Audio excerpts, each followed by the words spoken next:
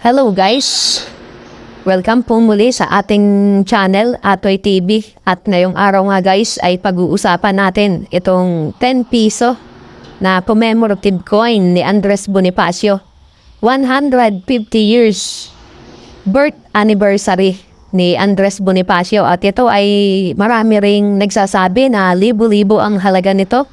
May nakikita pa ako nito sa YouTube, binibili daw niya ng 5,000 hanggang 10,000 ang isa. So sa video ito guys, kung may hawak ka nito, panuorin mo hanggang dulo para malaman mo yung totoong collector's value at ang status ng barya nito. At mamaya sa dulo rin ng ating video guys, ipapakita ko sa inyo kung magkano ang bilihan nito sa online, sa eBay at sa carousel. Para makita rin natin ang bilihan nito online. Kaya make sure na tapusin mo yung ating video guys. At kung gusto mo po yung mga ganitong video na tinatalakay natin yung mga barya, pasuyo na po ng subscribe button dyan. At yung notification bell po, huwag niyong kakalimutan para updated po kayo sa mga i-upload pa nating video dito sa ating channel. At sana po ay paki-like and share ng ating video guys. At simulan naman natin to. At alamin natin ang katotohanan patungkol sa bariyang ito. So ito guys ay commemorative coin na inisyo ng Bangko Sentral. Ito po ay circulating commemorative coin. So kasama po itong umiikot ng mga barya natin na mga ordinary na nakikita nyo dito sa ating background. So ayan, yan yung mga ginagamit natin na umiikot dito sa atin ngayon. At ito po ay may taong 2013 guys. So ito ang kanyang features. Ang value niya ay 10 pesos.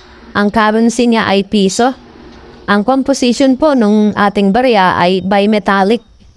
Nickel brass center in copper nickel ring. So ayan, ito yung brass, yung pinakagitna niya. At copper nickel naman po, itong parang kulay silver. At ito po ay may bigat na 8.7 grams, diameter na 26.5 mm. Thickness na 2 mm at ang shape niya round. Ang kanyang technique ay milled at ang kanyang orientation ay medal alignment. So ayan, yan po ang kanyang features. At tignan naman natin guys kung ano ang makikita natin sa obverse at sa reverse ng ating barya. So ang obverse po ng baryang ito o harapan ay ito. Makikita natin dyan ang front right facing bust ni Andres Bonifacio. So ayan po siya. Ang script nito guys ay Latin. At mababasa natin dito sa obverse o makikita natin dito sa bandang itaas. Ayan, Republika ng Pilipinas. At sa tabi niyan guys, ang kanyang mint year 2013. At dito naman sa gilid niya ang kanyang denomination, 10 piso. So ayan po, at dito naman sa ibaba, makikita natin dyan ang kanyang pangalan, Andres Bonifacio. At sa tabi po niyan guys, makikita natin ang mint mark ng Bangko Sentral. So ayan, ang kanyang mint mark. At ngayon nga ay pupunta naman tayo sa reverse ng ating barya. So ito po ang reverse ng ating barya. At makikita natin dito guys sa bandang itaas ng ating barya, dangal at kabayanihan. So, ayan po ang mababasa natin dyan at ang signature. At dito naman sa bandang gilid ang seal ng Bangko Sentral. At dito naman sa bandang ibaba, 150 years, 1863 to 2013. So, yan po yung makikita natin dito sa kanyang likuran. At ngayon nga guys ay dadako tayo sa collector's value nung ating tinatalakay na 10 piso na commemorative coin. So, ito pong commemorative coin na 10 piso, sa very fine po ay mayroon siyang collector's value na 57 pesos. Sa extra fine, 66 pesos. Sa AU condition, 100 pesos. At sa uncirculated condition guys ay 130 pesos. So iyan po yung collector's value dito sa bariyang ito based on website Numista. At ito po ay may 10 million mintage. So napakalaki po nito guys. 10 million po ang ginawa ng Bangko Sentral nito.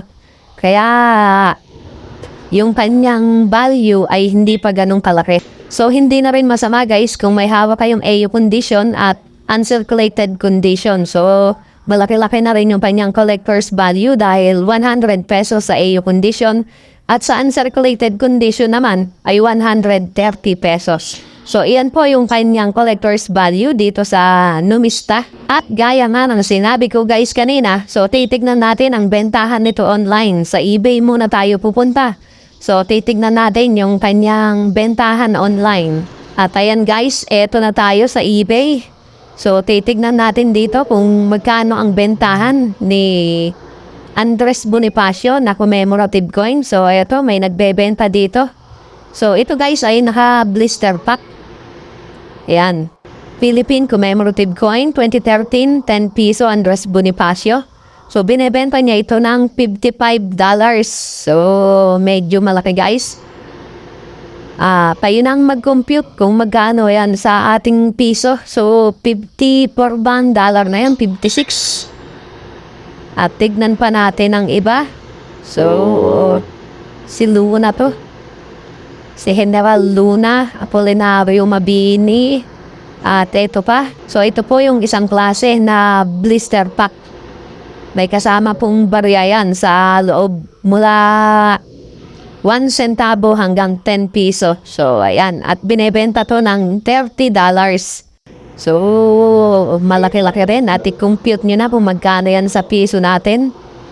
At walang nagbebenta dito nung so, ayan pa, ang isa, $25. At walang ganong Andres Bonifacio dito. Ito, naka-blister pack, $15. So, ayan na binebenta. At ayan, wala na. So, ayan yung bentahan dito sa eBay. So, punta naman tayo sa Carousel, guys. So, tignan natin ang bentahan nito doon. So, eto na tayo. At tignan natin kung magkano yung bentahan dito. So, etong isa guys, ayan, binebenta niya to ng 140 pesos. So, ayan, ito po yung mga circulated. At ito namang isa ay binebenta niya ng 250 pesos.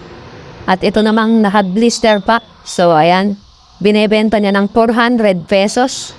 So, ayan guys, yung karaniwan na hinahanap ng ating mga coin collector, naka-blister pack. So, ito po yan. Brilliant uncirculated yan, guys. Pag magbebenta kayo ng commemorative coin, dapat naka-blister pack, guys. Kung katulad yan nung